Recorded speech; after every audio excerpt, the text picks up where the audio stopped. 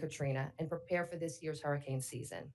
It's important to acknowledge that our region is much better off today than we were then. In the aftermath of Hurricane Katrina, the federal government invested over $14 billion in one of the largest public works projects in history. Levees, flood walls, pumping stations, and canal closing structures were built to reduce the risk of flooding, and storm surge. The state of Louisiana invested in major coastal projects for hurricane risk reduction. And our local citizens paid for major drainage upgrades, pumping stations, safe houses throughout our entire parish. In 2021, Hurricane Ida put our system to the test, and our system withstood the challenge. Due to mitigation efforts, our region did not experience the widespread flooding seen after Hurricane Katrina. It's estimated that $13 is saved for every $1 spent on mitigation efforts. Hurricane Katrina also changed the face of disaster recovery. Key agencies have learned to work together to provide assistance, coordinate efforts, and ensure efficient response. In the years since Hurricane Katrina, we have strengthened our building codes, ratified several dozen pre-placed emergency contracts that get activated during a disaster, and continuously engage in emergency response training and tabletop exercises with our staff. For instance, just this week, we held our annual public assisted evacuation exercise to test how we would evacuate our most vulnerable residents ahead of a hurricane, with personnel from 19 different local and state departments who will all have a role in helping our most vulnerable citizens get out of harm's way. We have learned now that when disaster strikes, everyone has a role in building back our community. And we know local and state governments like ours are doing the same things all around the country to lessen the impacts of the increasing hazards we face: rapid intensification of storms, stronger winds, more flooding. And every storm teaches us a different lesson. I want to thank our many partners at the local, state, and national level for working alongside us to stay prepared. Together, we will remain a thriving, resilient community even after disaster strikes. At this time, I'd like to turn it over to Acting NOAA Administrator Laura Graham. Thank you very much.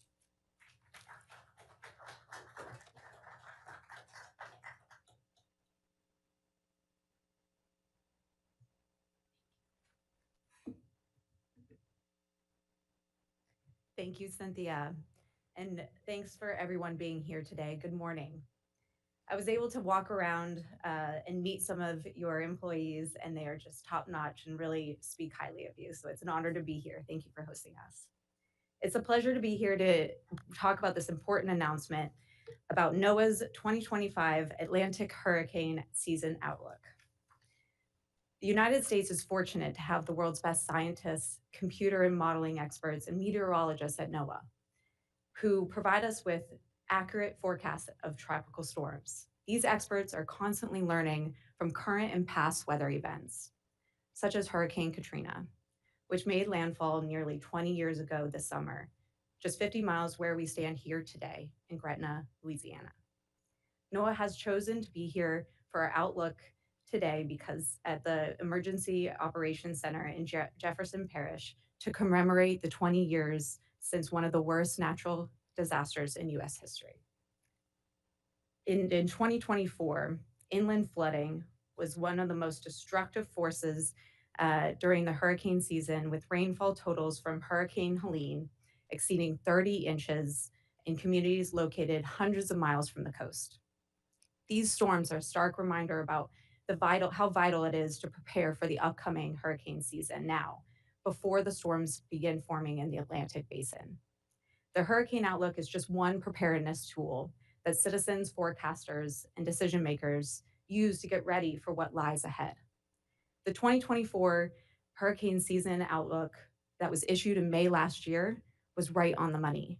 The results that came in final, the named storms, the hurricanes, the major hurricanes, the accumulated cyclonic energy, or ACE, all fell within NOAA's predicted ranges. With that in mind, I want to recognize the incredible work and the dedication of the experts at the National Weather Service involved in both preparing this year's outlook and supporting the service operations day in and day out.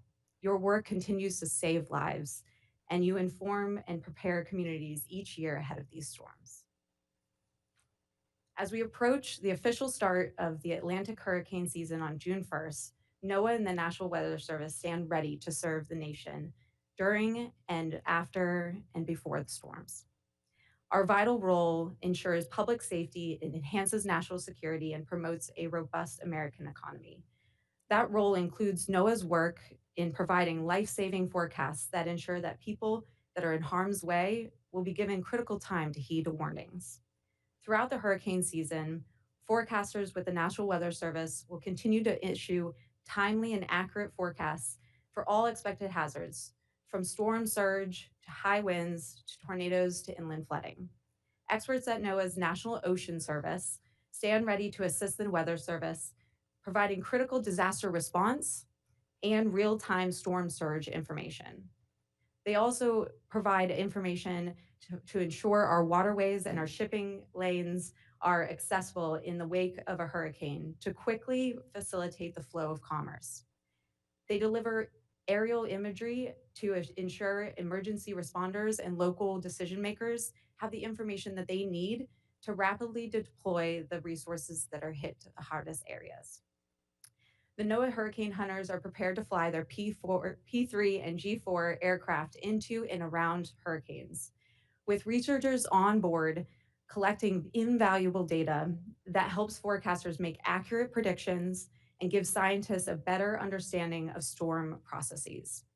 To improve the understanding and prediction of how hurricanes intensify, NOAA Research, in partnership with Cooperative Institute Marine and Atmospheric Studies at the University of Miami, are deploying new small aircraft drone systems, atmospheric profilers, and underwater gliders. These new technologies continue to advance our knowledge of hurricanes, fill critical data gaps, and improve the hurricane forecast accuracy. NOAA is also modernizing and upgrading its tropical atmospheric ocean buoy array with new capabilities, upgraded instrumentation, more strategic placement of the buoys, and higher frequency operations. Data from these buoys are used to forecast El Nino and La Nina, which influence hurricane activity. NOAA's model, the Hurricane Analysis Forecast System, or HAFS, will undergo an upgrade this season that is expected to further improve tracking of forecasts, which is critical for evacuation efforts. The upgraded model is expected to improve forecasts of rapid intensification. So when a storm winds increase 35 miles per hour within just 24 hours. And that's important as rapidly intensifying hurricanes can be some of the most devastating storms for our coastal communities. NOAA's researchers will also continue to enhance HAFS this season by testing a new multi storm model capable of zooming in on multiple tropical cyclones to better understand how the energy of these storms impact each other. We are seeing that tropical storms, even hundreds or thousands of miles away, can influence each other. This season, NOAA's National Hurricane Center will use an updated hazard services application by the NOAA's Global Systems Lab to issue storm surge watches and warnings, which alert people of flooding caused by storms. Storm surge accounts for 50% of the fatalities of US tropical cyclones. The National Hurricane Center will also provide a RIP current risk map, which there's storm activities whenever there's storm activities in the tropics. The map uses the data from the National Weather Service forecast offices. Swells from distant hurricanes can cause dangerous surf and rip conditions along our U.S. coastline. NOAA's global tropical hazards outlook has been extended from 2 weeks to 3 weeks, providing additional time for preparation and response. NOAA's National Environmental Satellite Data and Information Services, in collaboration with NOAA's Office of Marine and Aviation Operations and NOAA Research, are deploying a new experimental radar system on the P3 Hurricane Hunter aircraft.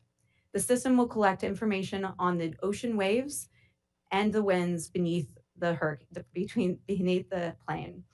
These improvements and collaborative efforts demonstrate that now more than ever, NOAA is prepared for what the hurricane season may bring. Before I close, I want to take a moment to remind you Prepare now and stay ready throughout the season. Please visit www.hurricanes.gov/prepare to understand your own risk with hurricanes and begin the preseason preparations now. Stay informed, be ready to heed the warnings from your NOAA National Weather Service and your local emergency managers, who are so critical in protecting lives and property. Thank you all for joining us today. And now I'd like to bring up someone I admire greatly, the National Weather Service Director, Ken Graham, to the podium. And as many of you already know, Ken was the former director of National Hurricane Center before he became the director of the National Weather Service. And more importantly, he started with the Weather Service throughout his entire career. He started as an intern at a weather forecasting office. Ken has a long-standing ties to the emergency management community, and NOAA is incredibly fortunate to have him as the director of our National Weather Service. Welcome, Ken. Yeah.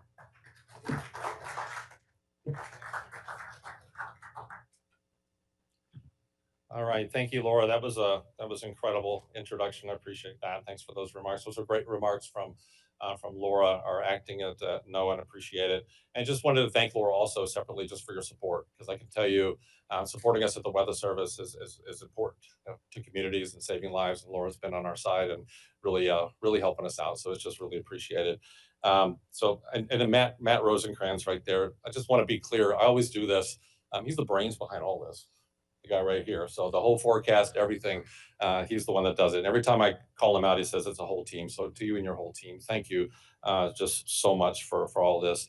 We have a couple other people that Mike Steele is in the room right there. He's from the Governor's Office of Homeland Security. So Mike, thank you for being here. And Mike Buchanan, the meteorologist in charge at the National Weather Service here. So just happy to have you here, Mike. So for Madam President, thanks for those remarks as well. It was wonderful. And Joe, Director Valiente, look, we go way back. We've had a few storms together over the years. So just appreciate all your service to the parish and beyond. Jefferson Parish is a model for all. I would think so. Jefferson Parish really is a model for the state and the country. So just appreciate all that. So look, it's great to be home. It's great to be home here in Louisiana. We landed. I just felt it. I just felt it right away. And I wanted to, you look at the 20th anniversary of Katrina on Sunday, August 28th, 2005, at 10:11 a.m., the National Weather Service Weather Forecast Office of New Orleans issued the following statement. Just take it in. Most of the area will be uninhabitable for weeks, perhaps longer. Airborne debris will be widespread. Persons, pets, livestock exposed to the winds will face certain death if struck. Power outages will last for weeks. Water shortages will make human suffering incredible by modern standards. Feel that? That went out on that day from the National Weather Service. And then you look back at the history and what happened. That was such an ominous call to action issued by the office 20 years ago this summer. Shortly after the product was issued, the city of New Orleans issued the first mandatory evacuation for the city. And I remember being at the Slidell office. We siphoned diesel fuel into ambulances trying to make their way to Shreveport.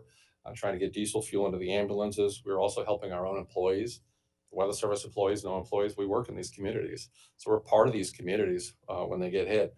And we helped our own get through that whole thing. And many of our employees lost their homes. We had 2 employees lost members of their family.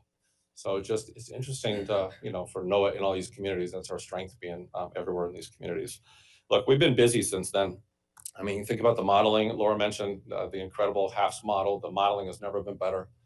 Our service has never been better. Our ability to serve this country has never been better, and it will be this season as well.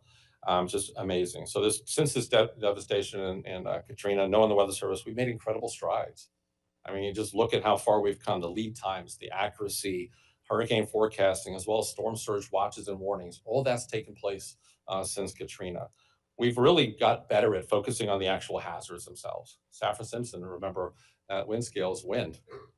So we've separated storm surge out of that. We've separated flooding out of that. We've separated tornadoes out of that. We've separated the hazards out of that Saffir-Simpson scale with a precision that's unprecedented. Half of fatalities back then were because of storm surge, and we've reduced that. We've done an incredible amount of work to get the watches and warnings for storm surge and being able to highlight that to reduce that number. Here's a few stats. Go back, think about this. 2005, our models had an average day 5 track error about 460 miles. Today it's 200. Think about that. 5 days out, 460 miles, that's your forecast. We've narrowed that down to 5 days to 200 miles. Incredible. 2020, 5-day forecast is accurate as a 3-day forecast in 2005. It's a game changer for emergency management, game changer for this country. What does it mean? Well, 30, 40, 50 miles makes a difference in an evacuation. The go, no-go evacuation, a city like New Orleans, Houston, Miami, that forecast makes a difference. And if you don't have to evacuate, you don't want to. People lose their lives in evacuations. We save a lot of lives, but people actually lose their lives in evacuations. So these decisions are not to be taken lightly. And it's not about that category. You all remember how many times I've said that. It's not about the category. Only 1 mile an hour separates the different categories. That's it. People get fixated. Oh, it's a Cat 4 now. That was a 1 mile an hour change. So you got to focus on the impacts. So just urging citizens, just especially on the coast and inland, to think about that. It's all about the impacts when we do these. Rapid intensification is a big topic. In other words, we're getting better. I mean, I look back 15 years ago. I always said, "Well, we're getting better with track, but I don't know, intensity. We're having a struggle with it." We're getting better with intensity. The HAFS model, other models are really getting a handle on this intensity thing. So you really think about how we're doing that. And HFIP. I mean, you think about the Hurricane Forecast Improvement Project. What an incredible advance that has been. And really look at the last 10 years. We've actually been able to make the track intensity as much as 40 to 45% better in the last decade. It's absolutely incredible. The HFIP program, think about the research to operations that we've had across NOAA. It's a whole NOAA effort. It's amazing the whole NOAA family comes together with these things, and the amount of damage and loss of life that's been prevented because of HFIP is staggering.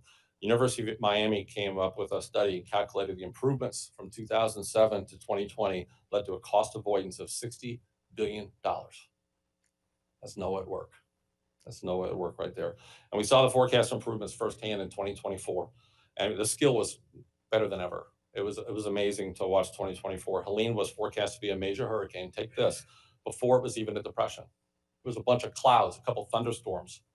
And we were able to have the confidence, the modeling, confidence in our products to be able to say, we're going to issue a cone, we're going to put out the products, we're going to do that based on a clump of clouds. The National Hurricane Center was really aggressive doing that. And we were right on the money. And it saved a lot of lives. Milton, using HAFS, NOAA was able to look at the whole next generation of forecast modeling, predicted the rapid intensification better than any other model 2 to 3 days in advance. And it was something to watch that rapid intensification with Milton. 4 days notice that it would make landfall in Florida. It makes a difference to give emergency managers that kind of notice. And we're going to continue to make this progress. We've got more updates, as Laura said, more updates to the HAFS model, warnings and forecasts. We're going to be better services than ever. And we got a few things up our sleeve. HAVS is going to be improved. We got improvements already happened. We're going to do more improvements this summer. Track and intensity forecasts are going to be better than ever. And the potential tropical cyclone product from the Hurricane Center is an amazing product. It basically allows us to issue a cone, watches and warnings before the storm even develops. And we're gonna expand it from 48 hours out to 72 hours this year. If we can give people a heads up, we're going to do it, right? So up to 72 hours, we'll be able to give that information. Based on a clump of clouds, can rapidly develop into a Cat 5 storm, as we saw with Milton, in only a mere 2 or 3 days. We've seen that with Michael, we've seen that Camille, we've seen that in many different storms. We can now give emergency managers, can you imagine, Joe, at 72 hours notice on something that's not even there? Yeah, not bad, you'll take it. Joe will take it before arrival. The strongest hurricanes are the ones that develop the fastest. Ready for this stat? I may repeat it more than once. Every Category 5 storm that's ever hit this country was a tropical storm or less 3 days prior. Take it in. If you don't get goosebumps, then I'll repeat it and give you goosebumps. Every Cat 5 that hit this country was a tropical storm or less 3 days prior. The big ones that hit this country are fast. That's why the preparedness we're talking about today, you got to have the plan early, because the big ones are really quick, okay? So having that potential tropical cyclone gives us that extra time. We're also updating the forecast cone. It'll be operational this year. It was experimental last year. It's operational this year. And we're really trying to change the cone, because that was the number one question I got at the Hurricane Center director. What are you going to do with this cone? It's like, well, what are you going to do? There's no perfect solution with some of this, but we're trying. So with the cone, the better we get, the smaller the cone. And now we're adding the inland watches and warnings. So you can see that it's not just the cone. You're going to see the watches and warnings outside that cone and well inland. That's going to help the public be able to see this. It isn't just right there at the cone. The impacts are well outside the cone. And please remember what the cone is. We got to keep reminding the public. Every media outlet watching today, please help us remind to the public that the impacts are well outside the cone. The cone is a cone of error. It's where we expect the center of the storm to be 2/3 of the time. So 1/3 of the time it's outside the cone. So we've got to remember that. And this year we did such a great job of the forecast, the cone got smaller this year. So the better we do, the smaller the cone. It's based on the last 5 years of error. All right, so really looking at upgrades to the inland flooding. I mean, the water is the biggest killer in these things, with fatalities are the highest over the years. I've seen so many cases where the inland flooding causes more fatalities than on the coast because we're evacuating for surge. You look at Camille, you look at Ida, the impacts and fatalities in Virginia and New York City from flooding were significant, catastrophic. Okay, even a storm on the Gulf Coast, you have to convince somebody inland you're going to have big impacts, and it's not easy from a social science standpoint. So I've done a lot of work on storm surge. We're going to really look at inland flooding, and we evacuating this country for storm surge. We need to really start looking at the inland flooding and how we're going to do that. Laura mentioned something important. You ready for this? We've done so much work in storm surge. We're actually losing more people to rip currents than we are storm surge. What a stat. We worked hard to reduce the storm surge fatalities, and now we're going to work on the rip currents and also keep on going with the inland flooding. And that's why the Hurricane Center is going to issue that new product for rip currents. That's a big one. All right. The other part of it is, NOAA's working really hard on flood inundation mapping, and we're going to have the whole country modeled by 2026. Why is this important? We can actually give an information and graphic on what's going to flood days before the flood. That's a game changer. And NOAA's really pioneering this, and we actually issued it in Helene, and that allowed a hospital in Tennessee to be able to evacuate and save every patient in there. They evacuated because of that product. And Nashville just got access to that product days before that, and they were able to put that out and save people in the hospital. Tampa General Hospital put up a hydro fence with early warnings. It's a trauma center in Tampa. They put up the hydro fence ahead of time and kept the storm surge out. Okay. All right. I could go on and on. I'm going to stop. Without further ado, did you come here for a forecast? I guess we can. Was that the reason, Kim? I think that's why we're here. All right. So without further ado, let's look at the numbers for the Atlantic hurricane season, the great work that Matt and his team did. So we're predicting an above average season once again, 2025 above average. And you can see the graphic up there. Specifically, it's a 60% chance of above normal season, 30% chance of a near normal season, and only a 10% chance to be below normal. So we're really looking at an above normal season once again. For the range of storms, we're calling for 13 to 19 named storms. That's when we get to 39 miles an hour when we name the storms. So 13 to 19 of those. Of these, 6 to 10 are forecast to become hurricanes. And that's when you get to the 74-mile-an-hour mark. And 3 to 5 is the number of major hurricanes. That's Cat 3 and above, with maximum sustained winds of 111 miles an hour or greater. The average is 14 named storms, 7 hurricanes, 3 major. So above the average. So just appreciate all the hard work. And here we go. Remember what Laura said. They got every one of them right last year. So pretty good job with the crew. So we got to be ready. The ACE, the accumulated cyclone energy, 95 to 180% of what we would normally see. And that really heavily dependent on some of the stronger storms. You get a bunch of strong storms, it'll jump that ACE index really high. Why? Well, the team looked at it. Warm sea surface temperatures, probably the number one contributor to the whole thing. Not much wind shear. Wind shear tears the storms apart. We don't expect a lot of wind shear. And the African monsoons is a conducive spot to be able to launch out the waves, launch out the storms from there, which get the warm waters and they develop in an ENSO neutral situation that is conducive for this forecast. So everything's in place for an above average season. So no matter the forecast, what do we always say? Only takes one. It only takes one. So we got to be prepared right now. We've heard that from the parish president, Laura. We got to be ready. There's no lines for supplies today. No lines for gas, no lines for plywood, no lines for water. So while there's no lines, it's a good time to go out there and get your supplies and your kit, put it together. I've said this for decades. There's no such thing as Hurricane Justa. And the Weather Service being a NOAA, being a part of the WMO committee that names storms, I'll make sure we'll never have a Hurricane Justa. There's no such thing as Justa Cat 1. There's no such thing as just a Cat 2, just a Cat 3. Every one of them are different. The bigger the storm, the slower the storm, the more the impact. I don't care the category. So remember that. Hurricane 1 in Louisiana, what was that, Danielle? 1985, I think. And then you look at the slow storms in this state. Isaac was another one, right? Only a Cat 1, but look at the devastation in the states. You got to be prepared. Even a small one could put lives in danger. From my experience, the indirect fatalities can be as greater than the direct fatalities. In other words, down power lines. So just because the storm has passed doesn't mean the danger is past. Please, everyone in the media, keep reminding people that. We lose a lot of people after the storm. We can stop that. They're preventable. Down power lines, improper generator use, we've got to keep reminding people to properly use generators. That is a preventable fatality. If we could get the word out to make sure they're outside, far from the house, don't run them inside, and that sort of thing. And don't fill them up while they're hot. That happened to us last season. People were filling up with fuel while they were still hot and they caught fire. Okay, the heat and critters, Louisiana, I remember a lot of storms here. What do you got after the storm? What amazing questions. It's like snakes, gators, fire ant mounds. I've seen them all here. The dangers after the fact are significant. Last year, I got to fly into a hurricane for the first time. I flew into Helene with the hurricane hunters, and I had a whole new appreciation of the storm as we got pushed up about 1,000 feet in a matter of seconds. It was something to see. So big shout out to the hurricane hunters. And Laura mentioned the planes that they're ready to go. The hurricane hunters at NOAA and the Air Force, 53rd Reconnaissance, they're ready to go. And they're heroes, by the way. Just flying with them. They go towards the storm to get us away, right? Absolute heroes in these things. All right, so get the latest information, and I'm gonna wrap this up. Make sure to get the latest forecast, please. It changes. So, and social science tells us that people latch onto that first forecast. It's called anchoring.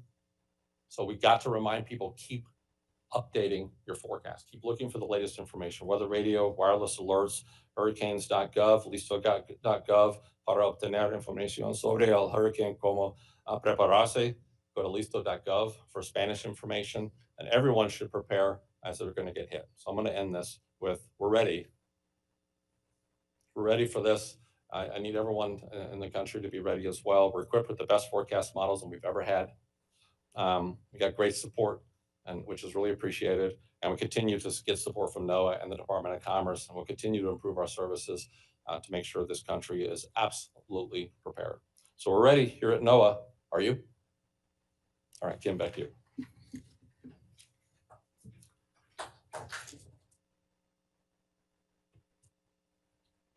Thank you, Ken, for that outlook. We will move on to our Q&A portion of the event.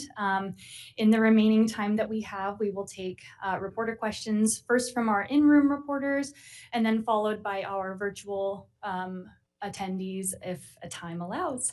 So with that, please raise your hand if you have a question, and our comms team will run over the microphone to you, and we'll bring up our participants for Q&A right now, so we're prepared to answer your questions.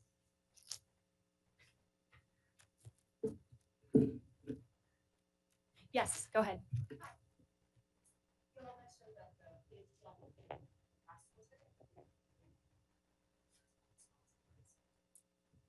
Go ahead, Ken. Yeah, we do the training ahead of time. So when we do the exercises, and Joe, didn't you say, I guess you've hosted some of those exercises here in the Parish EOC. Yeah, so we exercise it. So, what I've always said is basically, have that wonderful plan that you work, and then cut it in half and see if you can do it. So the conversation is basically, you gotta be ready to exercise that plan in 2 or 3 days. So we exercise those things. So Weather Service and NOAA, we work with our federal, state, local partners to be able to take them through these things. The local offices like New Orleans will work with the parishes, tons of presentations. We're hitting the streets to be able to get them to be able to do this. So our job's ahead of time to get everybody ready for this. And some of the misnomers, you think of a hurricane, you think of it going from Africa all the way across the Atlantic. Well, the truth is it could form in the Gulf and be here in 2 days. That's the kind of stuff that we talk with our partners to make sure that they're ready. I haven't seen any, really, as we're working the same plans. We've been talking about that for probably 10, 15 years. So I think that's been out there for the whole time. So, having that as part of the exercise has helped for about a decade. Yeah. And to the point, I think what we're doing, we have increased tremendously is the amount of exercise. So every process that we activate pre-storm, whether it's the food contract, whether it's the sheltering, public assist evacuation, getting our essential duty employees, we are exercising more now.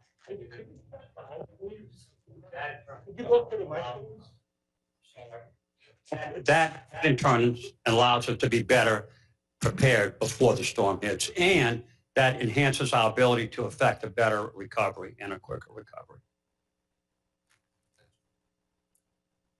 And if you could let me know who your question is directed to so we can bring them up, that would be great. Yes, sir.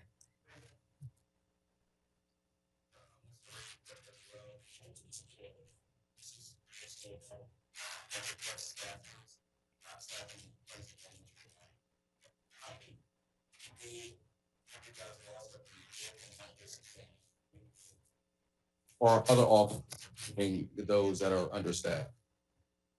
Thank you for your thoughtful question. So the Hurricane Center is fully staffed up and we're ready to go. Weather prediction, forecasting, modeling is a top priority of ours. We, have the new HAFs and which was outperforming the other hurricane models. We've got GOES East is operational just of last month, providing satellite data that is feeding into the modeling system. So we are ready to go, really excited and definitely fully supportive of it. Thank you.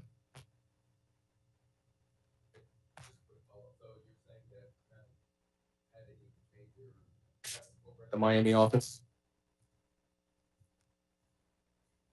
I'm gonna direct any, very specific questions to our public affairs team, just to make sure that the focus of this is on the hurricane outlook. Thank you so much. Yes, in the bright blue shirt here. The deputy partners. What's the next step? In addressing that issue. Yeah, I think as you know, talking over the years and contemplating some of the social science part of it, we've got to convince people of that danger, right? When you live 500 miles inland, and you really don't think that you could be impacted like that, right? So it's hard for people to understand what has never happened before. That is a very difficult thing to communicate. I've seen meteorologists struggle with what's never happened before, right? So we've got to be able to visualize that. So that's why we're working so hard on the flood inundation mapping. We've got to be able to think about how to visualize it and have new tools to be able to say, hey, and they're not easy to get to them, right? How do you get that graphic to them? It's hard. But if we could really arm media, arm emergency management, states and local with some sort of visualization that actually sees this is how high the water is going to look, that makes a difference. Because if you tell somebody it's going to be 30 inches of rain, well, fine, what does that do? I don't, right? I'm going to say, well, I don't really know what 30 inches of rain is going to do to me, type of thing. That's what we got to figure out how to communicate. What that's going to do is going to do this to that river, it's going to do this to that stream. This is what it's going to do to your house. So I'm excited to be able to have that flood inundation mapping across the country. I think what that'll happen, if you could get that out, Steve, 2-3 days ahead of time, we might be able to evacuate better in some of those areas. That's what we got to do. We got to be able to visualize it to convince people they're in danger. Yeah. Yes, navy blue jacket. Hey, Laura, this is Judson Jones from the New York Times. I know there's not much you can say, but people are concerned about the fact that the cuts have affected the local offices, right? Even along the Hurricane Center, and there are plans in place to move people around and fix it. But what is the thing you are saying to these people that are fatigued and tired going into hurricane season, and also the people that are concerned about the forecast models and not having weather balloons and being able to predict these hurricanes as best as we have the last several years? Thank you so much for being here in person. Yes. I'll just reiterate that we really are so proud of our team. So in communication, we are proud. The amount of forecasting that happens and how accurate they are with that is incredible to see in action. And just to say that, it is our top priority. Weather prediction, modeling, and protecting human lives and property is our top priority. So we are fully staffed at the Hurricane Center, and we definitely are ready to go. And we are really making this a top priority for this administration, for NOAA, for the Department of Commerce.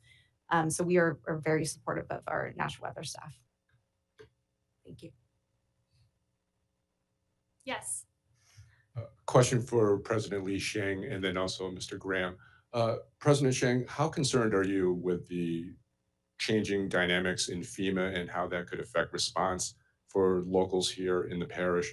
And then Mr. Graham, dovetailing off the questions about the resources, there's been a lot of talk about the shuffling within the National Weather Service. How concerned are you that these movements and whether you're going to be properly staffed for the locals in the field offices around the country? Well, I'll say that we're always concerned no matter what's going on coming into hurricane season. What's still searing in my mind from what you said, which is frightening for anyone in my position, is that a Category 5 hurricane, every Category 5 hurricane is developed within 3 days was a tropical storm or less. That's those things concern me because it's that positioning that we have to do. And time, we live in almost 1 million people here. How do you evacuate an area like this in 3 days or less? But look, I'll say this. I am very happy that disaster recovery emergency management is now on the front page and is making the news, because those of us who work this field know that at every level we can do better. And so I'm not afraid of a conversation. I think that all the changes that we're looking at is all geared toward making a quicker response, more efficient with the resources that we have, more efficient recovery, hopefully more money towards mitigation. So those conversations are happening. And from somebody like in my position, I'm glad that it's being covered in the national news. It's being talked about within the general public, because before we couldn't really get that conversation up in front.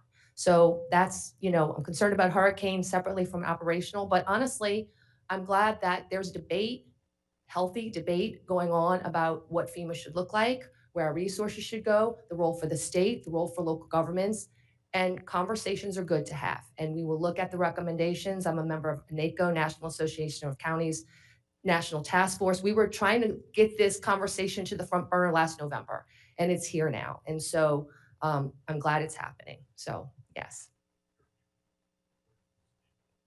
No, I think what's critical, and I think look, I think everybody's heart is in the right place to just make sure the response is quicker. And we know, I'm not trying to criticize anyone at every level of government. I'm part of government. We know government can be slow. And from a local government perspective, we know recovery is extremely slow, heartbreakingly slow. And they will acknowledge that too, because it's a bureaucracy. It's well-intentioned people trying to do the best in a very large bureaucracy. I worked in the federal government too. I can tell you, we're hardworking, but you're in a much larger system. So, knocking it down, getting more response to the states, in theory is a good thing to be talking about. We want to make sure the resources are there though. And if the responsibility is going to come to the state, I think the state and those of us in the state just want to make sure the resources are there, the skill, the experience is there for the response to be adequate. Okay, the second part of that is, as Laura said, the Hurricane Center is fully staffed. And, I'm going to make sure that our offices, when there's a hurricane threat, that's going to have the resources that they need to make sure every warning goes out. And I do want to say that, with NOAA support, Laura's support, and Congress's support, and we're looking at some tools to be able to look at long-term and how to make sure that we continue to have the staffing that we need long-term. So just appreciate that support. We're working on some things. And we had some folks go, and but we're going to make sure that we have everything that we have on the front lines. Every warning is going to go out. Yep. Yes, right in the middle here. Rachel Hanley with WWL. I am hearing that the National Hurricane Center is fully staffed, but we know that there have been cuts to NOAA, and we have heard from some meteorologists that that's affected the resolution of forecasts. Question for Ken Graham, is this going to affect hurricane forecasting this year relative to years past? The answer is no. So we've got the HAFS model is the best model we've ever had, and the question keeps coming up at the upper air. Upper air is one piece of observations that we have. We use satellites, we use ground-based information. We're actually going to work with industry. We're looking at different type of balloon technology able to not just go up and back to get the balloon information, but there's some private companies that are actually longer term type of balloons that get soundings along the way. So we're looking at some supplemental information, working with them. So the balloons are just one piece of the information, but the models are as good as they've been. We're going to continue to improve those. I'm excited about HAFS to see how it does this year. And we're not going backward with HAFS. We're actually going forward and making those improvements. So yeah, we'll be able to make sure that the warnings go out and we have the data that we need. And the hurricane hunters are also ready to go, both at NOAA and the Air Force. That information that we get from the hurricane hunters is crucial for the hurricane forecast. And I've seen anywhere from 10 to 18 to 20% increase in the accuracy of track and also intensity with the data from the P3s and the C-130s and also the G4 at the upper levels. It makes a big difference, and they're going to be ready to go as well. All right, we have a couple questions from our online attendees. Several different iterations of this question, but I'll call out Ken Mahan from the Boston Globe asking about whether our outlook can be specific to certain regions, talking about the possibility of a tropical cyclone impacting a certain region in the country or in a U.S. territory. I can start it, and Matt's the expert. Look, these outlooks are incredible to give us an overall idea of how busy the season can be. It is not a forecast for landfall. It's important. That forecast does not forecast where storms are going to occur, right? I've seen, you can see sudden shifts or different shifts in the Bermuda High, and all of a sudden all the storms stay offshore, or a shift there can take all the storms in the Gulf. So it's those type of things that could change the entire season basically on impact, right? So that's the biggest thing to get away from this. It's really looking at the overall season, but not really anything for landfall. That's important on that one. I get it right? Good. All right, another question online, a few different iterations of this as well, but Seth Bornstein from the Associated Press would like to know, you mentioned that the primary driver of this particular outlook is the above average temperatures in the Atlantic. How much of a factor is climate change in that ocean temperature right now?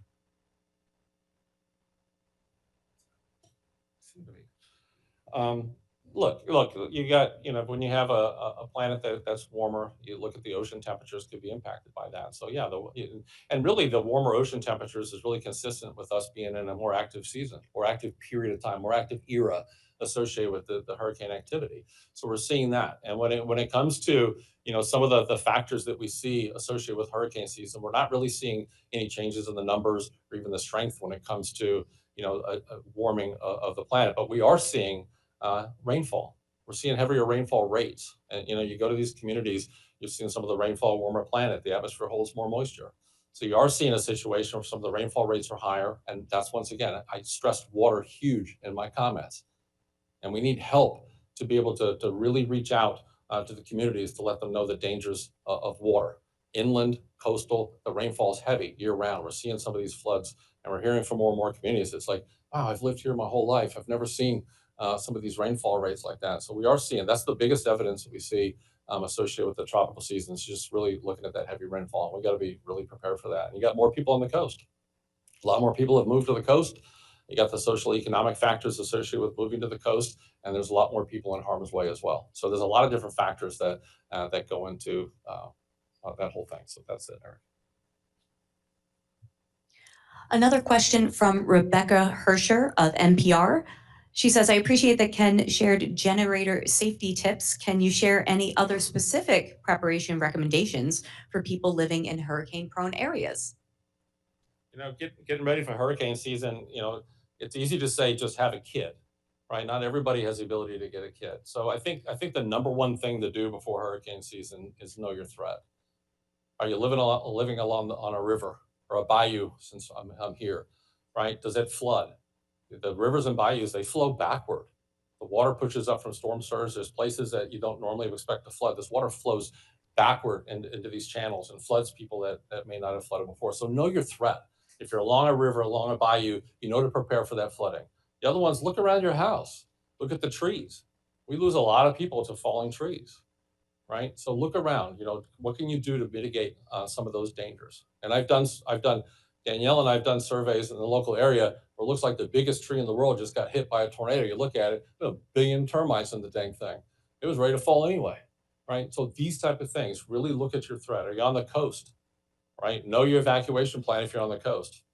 The biggest thing also as well is check your insurance.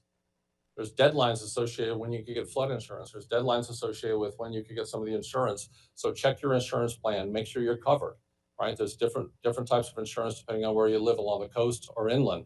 The number one thing, depend on your emergency manager. Let me tell you, these emergency managers are some of the most amazing, dedicated people across this whole country to keep people safe. Listen to them. I've seen it a million times. The information that the emergency managers are getting and the parish president making the call on evacuations comes from us. It's our forecast. We actually provide impact-based decision support. We're eye to eye with them. So we'll have somebody in the EOC, we'll have somebody doing the briefings several times a day. So everything that they do is based on science, everything that they do is based on what we're doing. So the emergency managers and NOAA and the Weather Service, we're tight, right? So listen to them. The number one thing is just make sure you know where to get information. And here's the last bit of advice. If you don't know what to do, ask. You got the local Weather Service forecast office, you have resources, Red Cross, you got the parishes and counties across this country. If you don't know what to do, ask. It's such a simple thing, right? But a lot of people won't. And then during the danger, they won't know what to do. Please ask ahead of time. Okay, we are starting to run short on time, so this will be our last question for today. Scott Dance of the Washington Post has a question for Matt Rosenkrantz. How are you factoring in ENSO status into this forecast? Yeah, so the ENSO status, we have a 54% chance of being in an ENSO neutral this year. And that's really going to not tramp down on the signals in the Atlantic where those warm sea surface temperatures are. We do know that during neutral events, you had about 2.5 to 3 more named storms than you would during El Nino events. So we're allowing for that. That's why the forecast is for that above normal season, because that ENSO neutral will not get in the way of the favorable conditions that are in the Atlantic as well.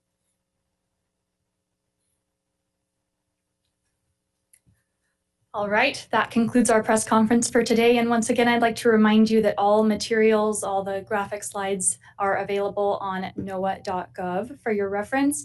Again, the press team can be reached at nws.pa@noaa.gov. And thank you very much for joining us today. Have a great day.